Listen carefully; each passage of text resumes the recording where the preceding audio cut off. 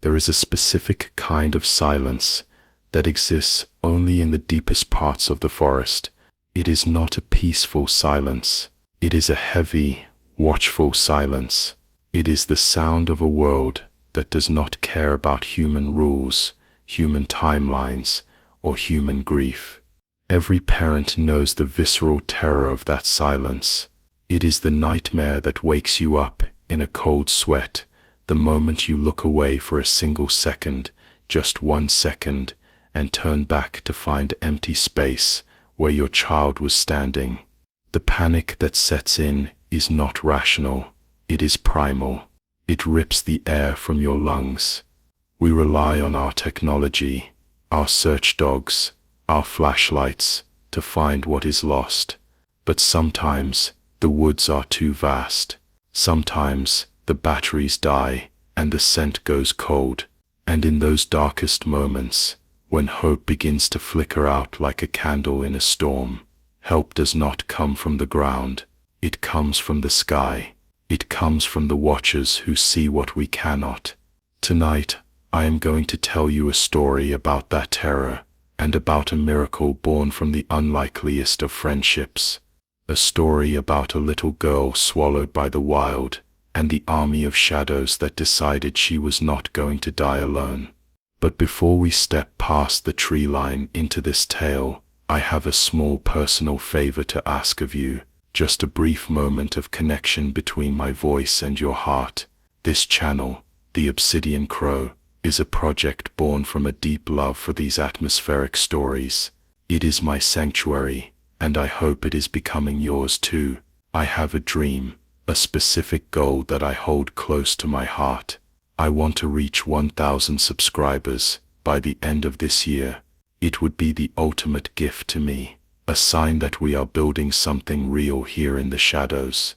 If you find value in these mysteries, if you want to see this library grow, please consider clicking that subscribe button. Help us reach that milestone. Help us build the flock.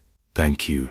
Now, take a deep breath. Smell the pine needles and the damp earth. Let the world fade away. The Whispering Pines National Park was a sprawling ocean of green, located 3 hours north of the city. It was beautiful, ancient and unforgiving. The trees there were hundreds of years old, their branches knitting together to form a canopy, so dense that in some places the sun never touched the forest floor. It was a place for hikers, for campers, and for families looking to escape the noise of the suburbs for a weekend. The Sullivan family arrived on a crisp Friday afternoon in October. It was the perfect picture of Americana. David, the father, was unloading the SUV. Sarah, the mother, was setting up the folding chairs near the fire pit, and Lily, their 3-year-old daughter, was exploring the perimeter of their campsite. Lily was a burst of color in the muted palette of the woods. She wore a bright red puffer jacket and tiny rain boots that lit up when she stomped. She was fearless, as only a toddler can be, filled with a curiosity that had not yet learned the concept of danger. She held a small plastic bucket, intent on collecting pine cones. "Stay where I can see you, lil' bit," David called out, wrestling with the tent poles. "Okay, Daddy," Lily chirped, wandering towards a large fern. Above them, the audience had already gathered, high in the branches of a massive spruce tree that overlooked Campsite 4. 3 ravens sat in silence. They were not begging for food. They were watching. Ravens are neophilic. They are fascinated by new things, and the little creature in the red jacket was very new. They tilted their black heads, their obsidian eyes tracking her erratic movements. They watched her pick up a rock, inspect it, and throw it. They watched her chase a butterfly. To the Sullivans, the birds were just part of the scenery, background noise. But if David or Sarah had looked up, really looked up, they might have noticed the intelligence in those gazes. They might have noticed that the birds weren't watching the parents. They were watching the child. The tragedy happened in the blink of an eye. It always does. David was hammering a stake into the ground. Sarah had turned to grab the cooler from the car. It was a lapse of supervision that lasted no more than 30 seconds. In those 30 seconds, a blue jay flashed its wings at the edge of the clearing. Lily, enchanted by the flash of blue, took a step into the ferns, then another. The forest floor in whispering pines was deceptive. It sloped gently downwards, pulling you in, and the vegetation was thick. 10 steps was all it took to vanish from sight. Lily chased the bird. She giggled, her light-up boots flashing red, red, red. She pushed through a thicket of rhododendrons. When Sarah turned around, holding the bag of marshmallows, she smiled at the empty fire pit. "David, where's Lily?" David stopped hammering. He stood up, wiping sweat from his forehead. He scanned the campsite. She was just over by the ferns. "Lily," Sarah called out. Her voice was casual. "Come on, baby. Time for a snack." Silence. The wind rustled the tops of the pines. A squirrel chattered. "Lily," David called, louder this time. He walked to the ferns. He pushed them aside. "Empty." "Lily, this isn't funny." Sarah's voice pitched up an octave. The panic was starting to bubble, a cold knot forming in her stomach. They ran to the edge of the woods. They checked the car.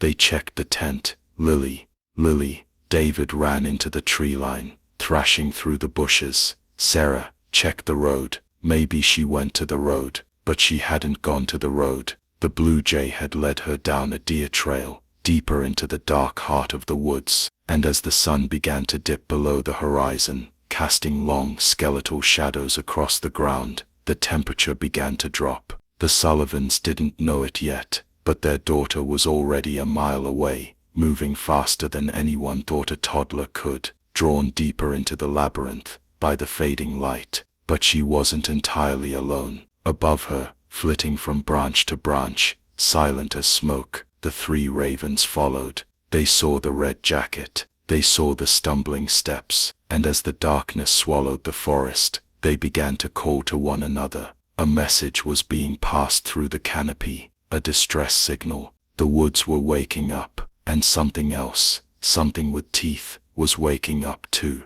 Panic is a contagion. It starts as a spark in the chest of one person, but within minutes, it can consume an entire forest. By the time the sun had fully set behind the jagged peaks of the mountains, Campsite 4 was no longer a place of leisure. It was ground zero of a nightmare. David Sullivan was running on pure adrenaline. He had torn through the underbrush for an hour, screaming his daughter's name until his voice was raw and hoarse. His shins were bleeding from thorny vines. His face was scratched. Every shadow looked like a small child. Every rustle of the wind sounded like a cry for help. "Sarah," he yelled, stumbling back into the clearing. "Did you find her? Did she come back?" Sarah was standing by the car, gripping her phone with white knuckles. She was shaking violently, tears streaming down a face pale with shock. "The police. They said they are sending a ranger.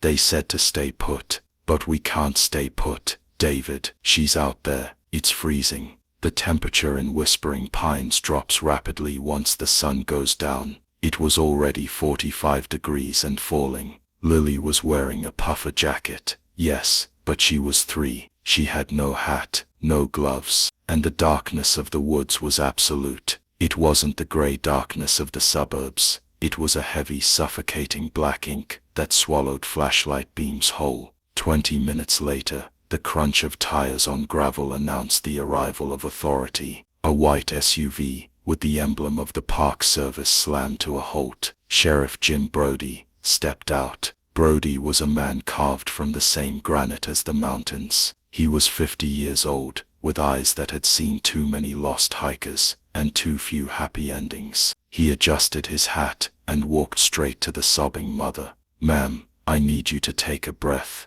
Brody said, his voice calm and low. "Tell me exactly where you last saw her and what she was wearing." "Red," Sarah gasped. "She has a bright red jacket, and boots that light up. She was right there, by the ferns." Brody looked at the ferns. Then he looked at the dense wall of pine trees beyond. He knew this forest. He knew that 10 feet in, the terrain became a labyrinth of ravines and deadfalls. He clicked his radio. "Dispatch, This is Brody. We have a confirmed code Adam, 3-year-old female. I need K9 units and thermal drones immediately. Get the volunteer search team on the line. We are burning daylight we don't have. The search began in earnest. Powerful floodlights cut through the trees. Men and women in high-visibility vests formed a line, moving shoulder to shoulder into the darkness. Lily, Lily. The chant echoed off the canyon walls, a desperate prayer sent up into the void. But the woods absorbed sound. The pine needles dampened footsteps, and a 3-year-old child, frightened and cold, does not always answer. Sometimes, instinct takes over. When a small animal is scared, it goes quiet. It hides. A mile away, down a steep embankment that led towards the river, Lily Sullivan was no longer running. The burst of energy that had carried her chasing the blue jay was gone. Her legs were heavy. Her tummy hurt. The fun game was over. "Mommy," she whispered. Her voice was tiny, swallowed by the rushing sound of the river nearby. She tripped over a tree root and fell hard, scraping her hands on the rough bark. She didn't get up. She curled into a ball in the dirt, pulling her knees to her chest. The cold was biting now, seeping through her jeans. She clicked her heels together, hoping to see the comforting red flash of her boots, but the mud covered the senses. No light. She began to cry, a soft rhythmic sobbing that shook her small frame. Above her, on the low branch of a hemlock tree, the 3 ravens landed. They ruffled their feathers against the cold wind. They looked down at the small red bundle, shivering on the ground. Animals usually avoid humans, but corvids are different. They are curious, they are social, and they seem to possess a strange alien empathy. The largest raven, a bird with a wingspan of nearly 4 feet, hopped down to a lower branch, just a few feet above Lily's head. He let out a soft sound, not a call, but a gloop-gloop noise, like water dripping. Lily stopped crying. She sniffled, looking up. She saw the black shape in the gloom. "Birdie," she whispered. The raven tilted his head. He looked at the child, then looked back the way they had come, uphill, towards the lights and the noise of the search party. He understood the connection. The loud noises up there were looking for this small noise down here.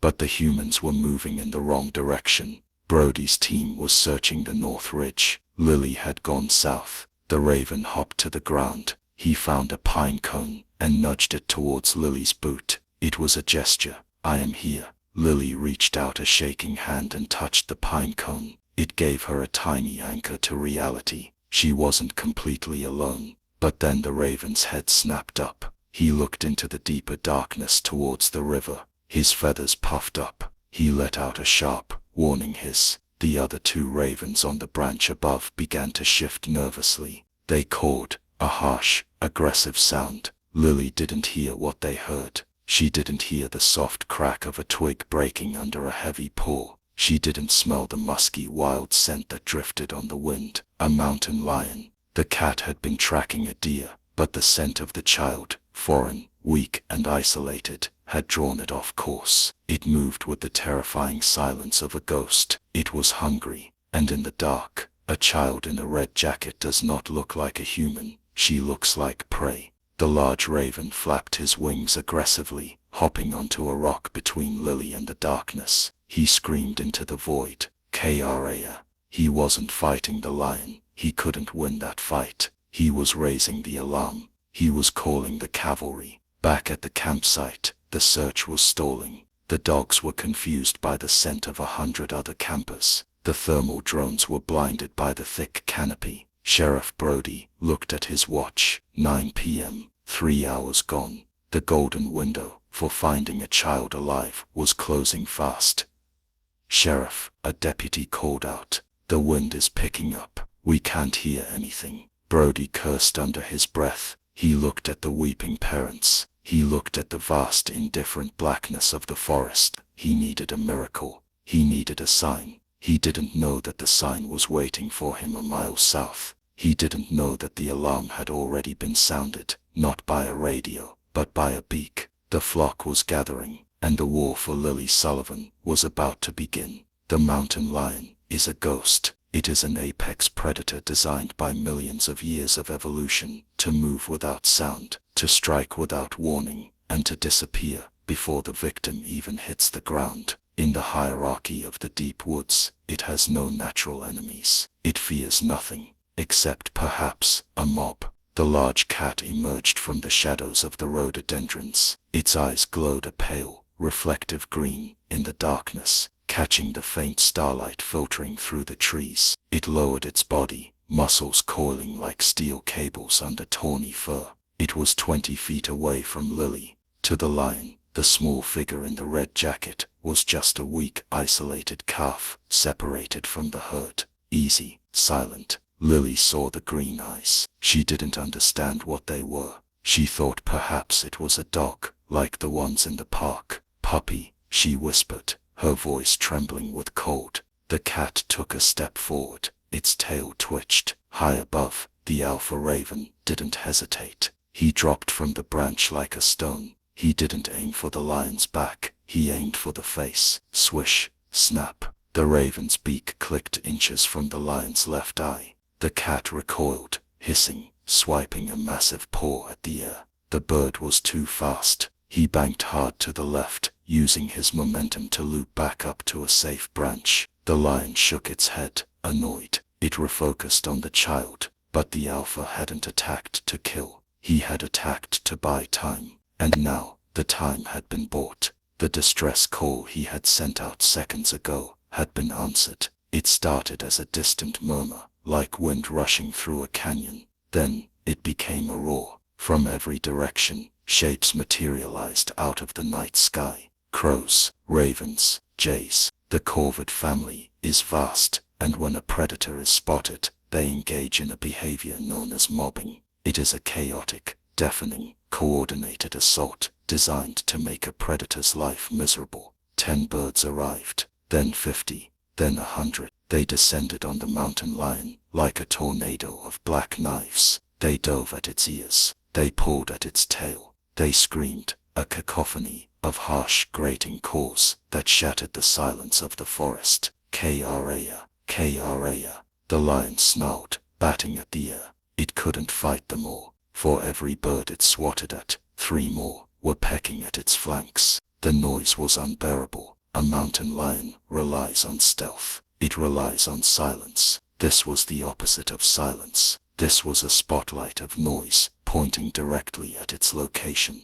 Lily covered her ears, pressing her face into the dirt. She was terrified by the noise, but she was safe. The wall of feathers between her and the beast was impenetrable. The lion, confused and overwhelmed, made a calculation. The meal was small, the effort was too high, and the noise would attract bigger predators, humans. With a final, frustrated snarl, the great cat turned and melted back into the shadows, running towards the river to escape the torment. The birds didn't chase it far. They returned to the clearing. They landed on the ground, around Lily. They landed on the rocks. They formed a perimeter, a living, breathing circle of guardians. A mile north, on the ridge, Sheriff Brody froze mid-step. He held up a hand. Hold it. The line of searchers stopped. David Sullivan, his face pale and streaked with dirt, looked at the sheriff. What? Did you find a track?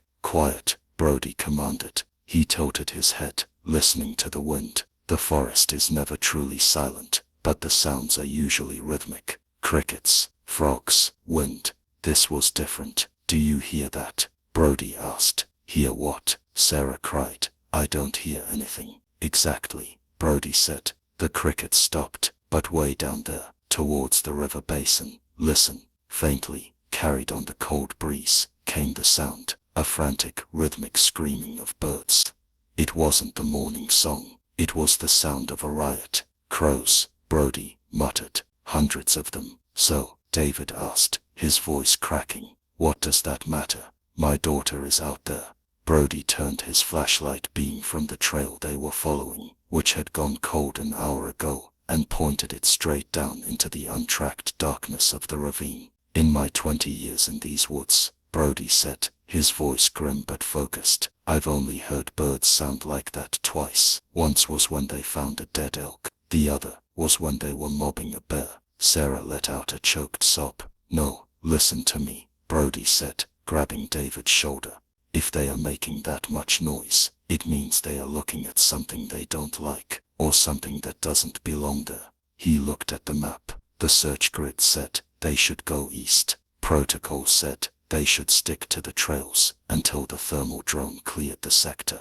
Brody crumpled the map and shoved it in his pocket. Forget the grid, Brody yelled to his deputies. We're going off-road. Follow the noise. Everyone, listen for the birds. Move. The search party pivoted. They broke formation, like a compass needle swinging north. 50 flashlights turned towards the dark ravine. They began to descend, slipping on loose rocks, tearing their clothes on thorns. David was at the front, right beside the sheriff. You think she's there? He panted. I think something is there, Brody said, hacking at a vine with his machete. And right now, those birds are the only lead we have. As they moved deeper, the sound grew louder. It was eerie. The rest of the woods was dead silent, terrified by the commotion. But down in the hollow, the air was vibrating with the screams of the flock. Keep yelling her name, Brody ordered. If the birds are loud, we need to be louder. Lily, down in the hollow, Lily lifted her head. Through the wall of black feathers, she saw something, way up high on the hill. A tiny, dancing beam of light, a star that had fallen to earth. Daddy, she rasped. She tried to stand up, but her legs were numb. She stumbled.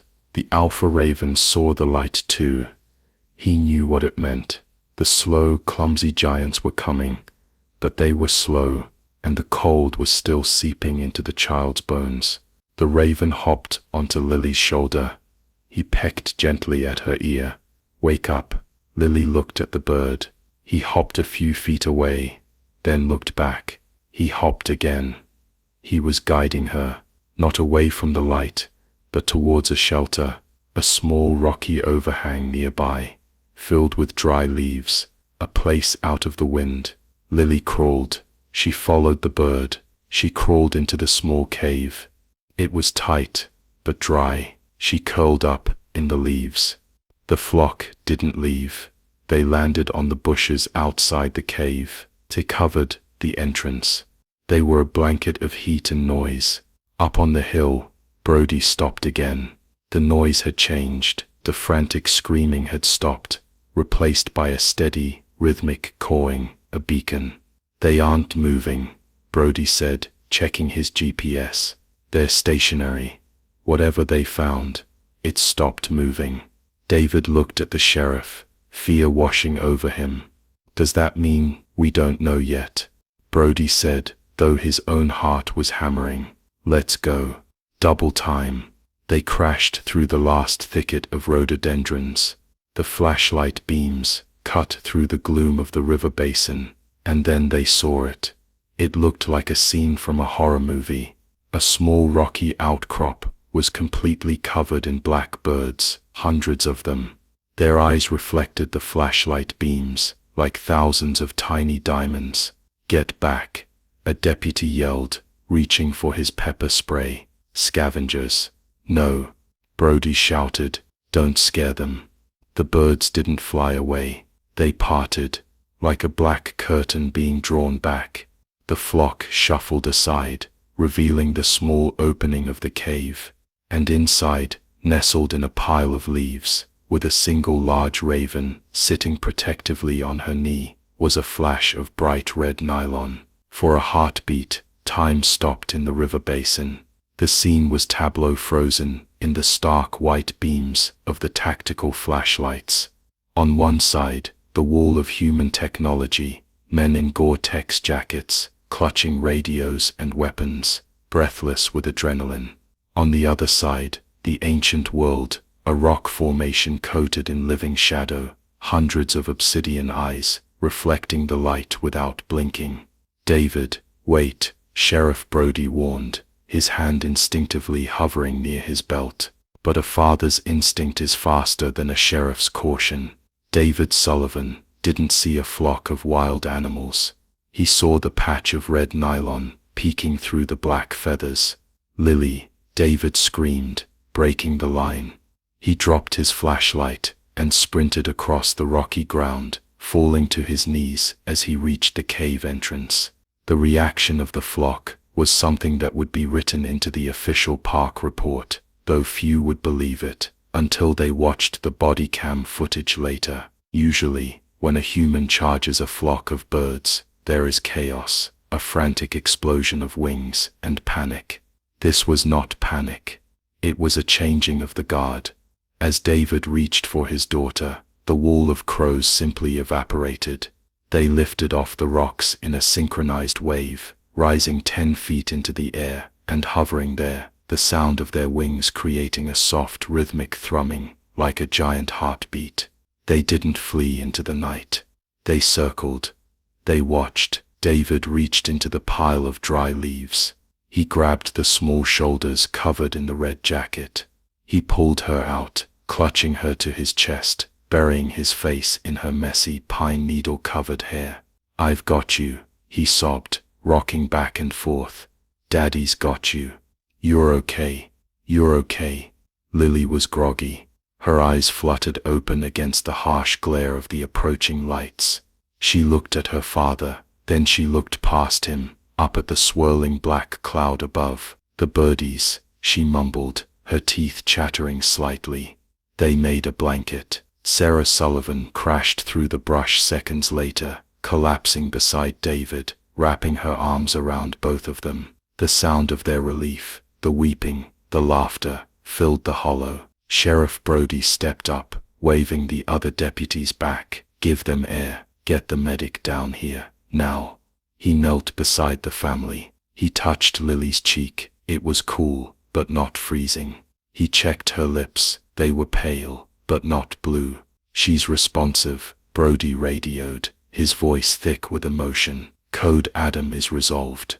We have her. She's alive." But as the medics moved in to wrap Lily in thermal foil blankets and check her vitals, Sheriff Brody stood up. He walked to the mouth of the small cave. He shone his light inside. It was a small depression in the rock, barely 3 feet deep. The floor was lined with dry leaves, but it was the temperature that stopped Brody in his tracks. He took off his glove and put his hand inside the space. It was warm, significantly warmer than the freezing air outside. "Sheriff," a deputy asked, seeing the look on Brody's face. "Body heat," Brody whispered. "They packed the entrance, hundreds of them. They created a living insulation wall." He backed out of the cave, shining his light on the ground around the entrance. The mud was churned up. It was a mess of bird prints. But then, Brody saw something else. About 5 feet from the cave, in the soft mud near the rhododendrons, was a print that didn't belong to a bird. It was a paw print, 4 inches wide, deeply impressed into the soil. Brody traced the shape with his light. He saw the claw marks where the animal had turned sharply. He saw the black feathers scattered on the ground,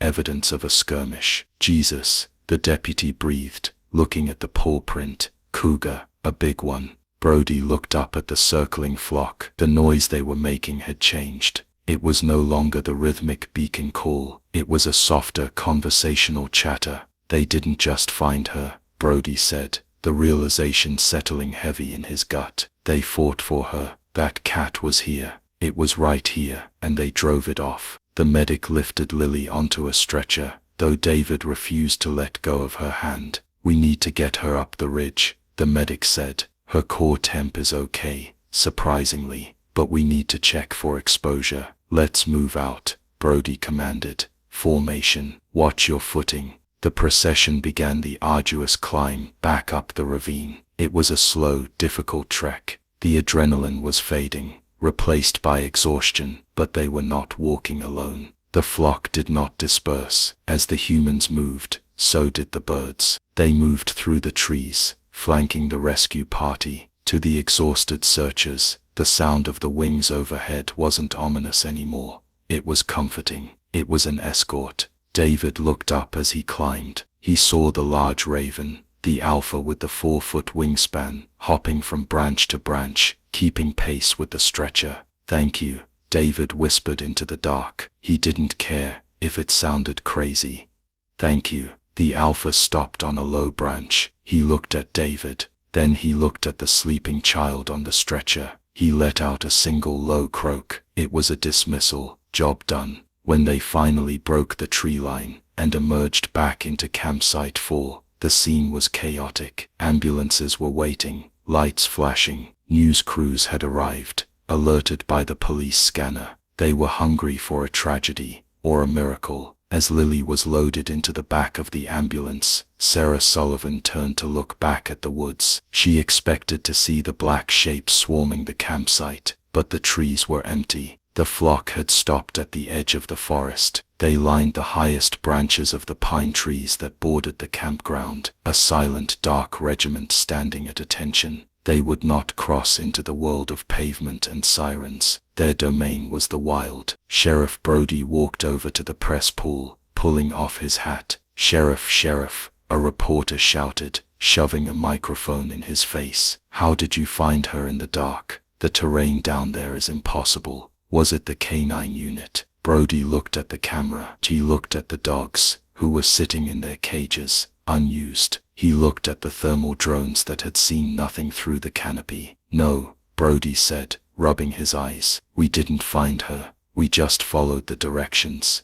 "Directions? From who?" Brody pointed a thumb over his shoulder, towards the dark, silent tree line. "From the locals." The reporter looked confused. "Locals? Sir, this is a national park. Nobody lives here." Brody smiled, a tired, knowing smile. "That's where you're wrong, son. We're just guests here. They live here. And tonight they decided to be good neighbors." As the ambulance doors closed and the siren wailed, pulling away towards the city, the Alpha Raven watched until the taillights disappeared around the bend. Then, with a rustle of wings, he turned back towards the deep woods. The flock followed. The silence returned to whispering pines, but it was no longer a scary silence. It was the peace of a promise kept. The woods were dark, yes, but they were watching. The story of the Whispering Pines miracle became a local legend overnight. The news segment aired on the 11 o'clock broadcast, complete with shaky cell phone footage of the flock circling the rescue team, and an interview with the shell-shocked reporter, who couldn't quite explain Sheriff Brody's comment about the locals.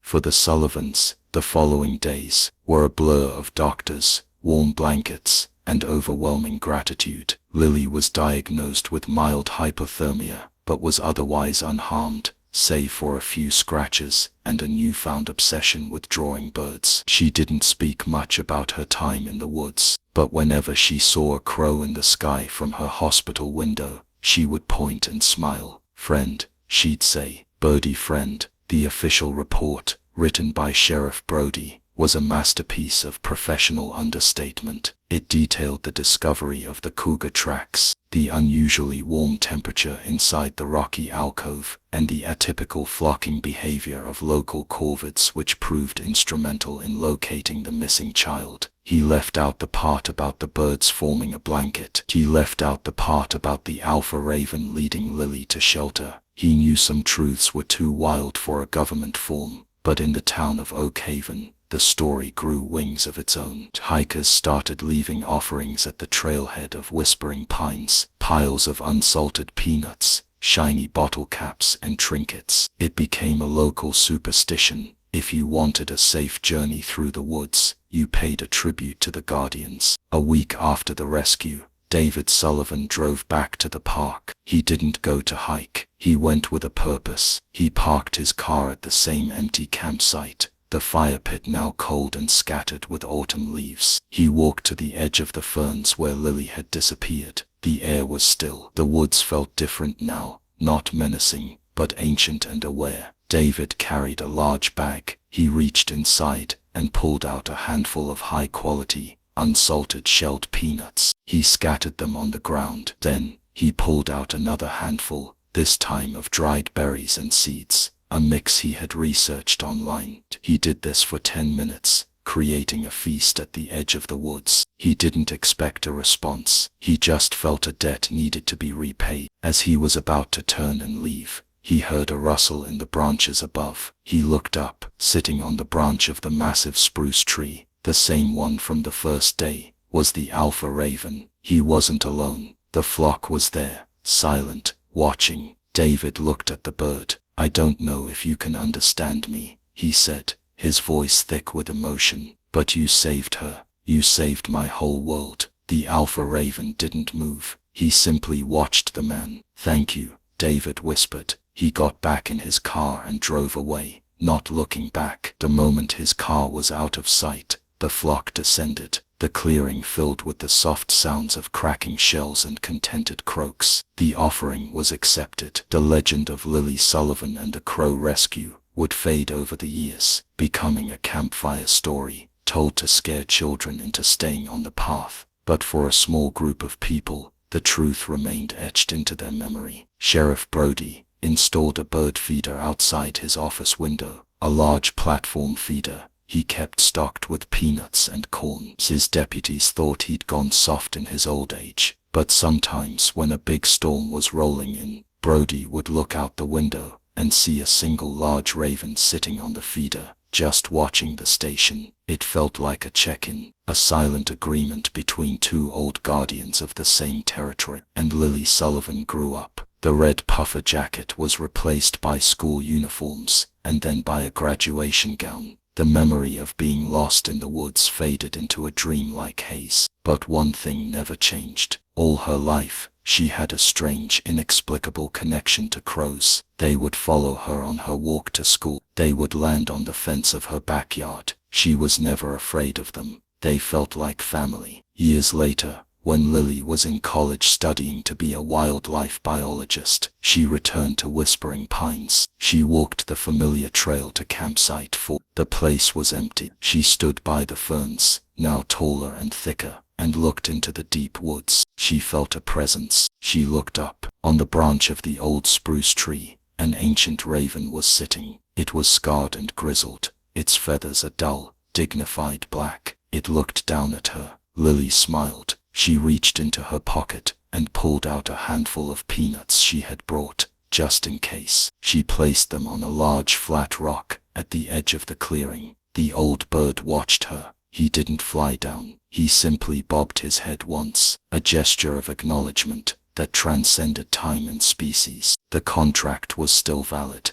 The debt was still paid. And in the heart of the ancient forest, the watchers remained, their obsidian eyes seeing all, remembering all, and keeping the delicate balance between the world of men and the wild dark magic of the woods. And so, the quiet of the Whispering Pines returns, holding within its ancient trees a story that defies our modern logic. We live in a world of GPS, of satellite imagery, of technology that promises to solve every mystery. Yet in the end, it was not a computer or a dog that saved a life. It was a flock of common crows, creatures we see every day and dismiss as pests. The story of Lily Sullivan is a powerful lesson in humility. It reminds us that we are not the masters of this planet. We are merely guests in a kingdom that is far older and far more mysterious than we can comprehend. The woods have eyes, the sky has a memory, and the bonds of kindness can form a shield stronger than any man-made technology. Think about the intelligence it took for those birds to not only locate the child, but to understand she was in danger.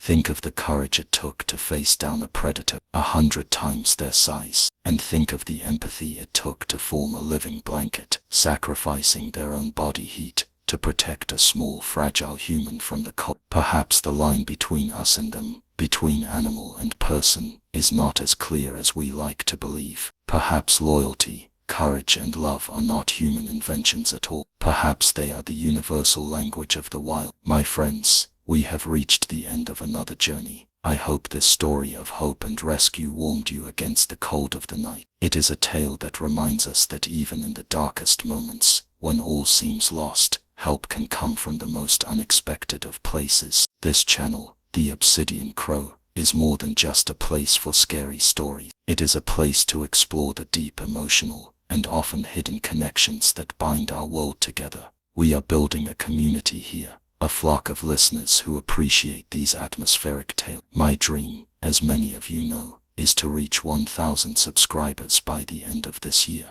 Every single one of you who clicks that subscribe button brings us one step closer to making that dream a reality. If this story touched your heart, if it made you look at the sky a little differently, please leave a like and subscribe. Join the flock. Let's grow this sanctuary together. And to show me you made it to the very end, to prove you were part of this rescue mission, please leave a single simple word in the comments below. Type hope. Let the comments be a testament to the light that can be found in the deepest, darkest woods. Thank you for your time and for your belief in the power of a good story. Listen to the wind, respect the watchers in the trees, and never ever give up. Good night.